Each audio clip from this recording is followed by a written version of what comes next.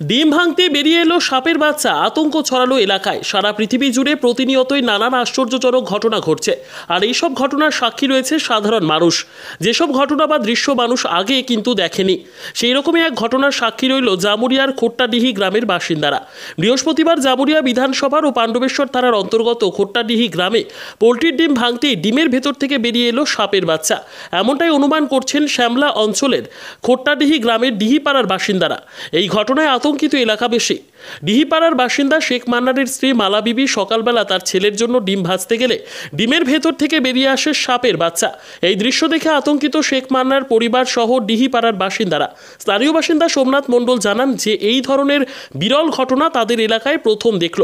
এতে আতঙ্ক ছড়িয়েছে এলাকায়। তিনি জনসাধারণের উদ্দেশ্যে সতর্কবার্তা দেন যে এই ধরনের ঘটনা অন্য কোনো জায়গাতেও ঘটতে পারে, তাই ডিম খাওয়ার আগে একটু দেখে নেবেন, তাছাড়া বড়সড় দুর্ঘটনা ঘটে যেতে পারে। সকালে আমি ভাইতে গেলাম, তো দেখছি ভাঙলাম, তখন বাটিতে ভাঙলাম, তখন দেখছি সাপের ছাটা বেরোলো। কি বলে এটা? পোলট্রির ডিম।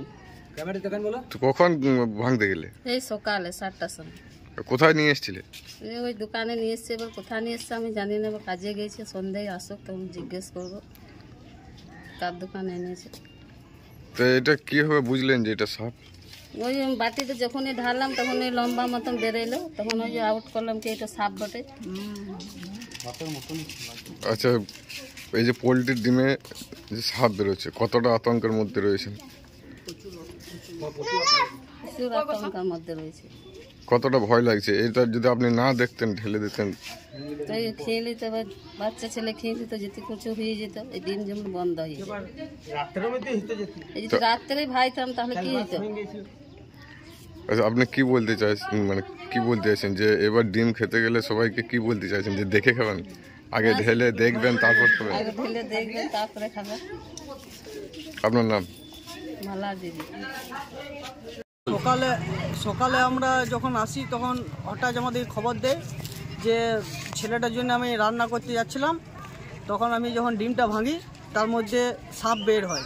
তো এখানে আমরা সবাই খুব আতঙ্কে আছি যে যদি যেটা একটা গরিব মানুষের পুষ্টিকর খাবার পোলট্রির ডিম, তার মধ্যেও যদি এইসব সাপ বা এইসব জিনিস হয়, কীটপতঙ্গ যদি বের হয়, তাহলে মানুষ আর কী নিয়ে খেয়ে বেঁচে রবে। তাই এটা আমরা চাইছি যে সব ফার্ম থেকে ডিমগুলো আসছে যাতে সরকারভাবে ভেরিফাই করে ডিম পাবলিককে দেওয়া হয়, সেটাই আমরা একটু অনুরোধ জানাবো। আমরা খুব এখন আতঙ্কের মধ্যে বাস করছি। আমাদের এখানে যে খোট্টাডি শ্যামলা অঞ্চলে খোট্টাডি গ্রামে আজ যে ঘটনা ঘটেছে, একটা পোলট্রি ডিমের মধ্যে সাপের ছা বেরিয়েছে, এরকম হয়তো আরও ডিমে বেরোতে পারে। তাই আমি পাবলিককে আমাদের অনুরোধ করব, যখন ডিম খাওয়া হবে তখন যাতে ভেঙে দেখে খাওয়া হয়, না হলে মানুষ অসুস্থ হতে পারে। আপনার নাম? আমার নাম সোমনাথ মন্ডল।